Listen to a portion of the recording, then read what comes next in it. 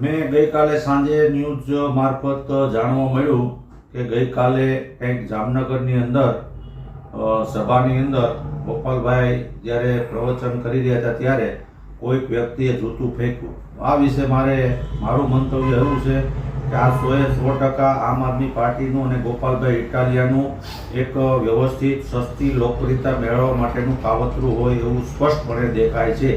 કારણ કે આમ આદમી પાર્ટી અને ગોપાલભાઈ જ્યારે એની પ્રતિષ્ઠાનો એની જે ગ્રાફ નીચે જાય છે ત્યારે આવા અનેક પ્રકારના ગતકડાઓ પોતે જ પોતાની રીતે ઊભા કરી અને લોકોને ગુમરાહ કરે છે.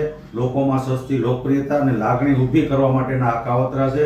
એના જ માણસો દ્વારા આ કરાયેલું કૃત્ય છે એ હું સ્પષ્ટપણે 100% માનું છું કે જેથી કરીને લોકોની લાગણી એના પ્રત્યે આવે એ માટેનું એનું વ્યક્તિગત સસ્તી લોકપ્રિયતા મેળવવા માટેનું ષડયંત્ર પોતાનું જ છે.